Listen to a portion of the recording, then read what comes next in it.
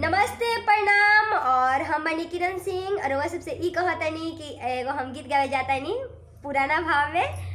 तो अच्छा लगी तो लाइक शेयर कमेंट करते रहम जा, अच्छा ना लगी तो कुछ मत करम जा। ए मुरा के बुना कई सुतनी ओ सरवाया रे गईले ना मोरा ससुर के नियरवाया रे गईले ना।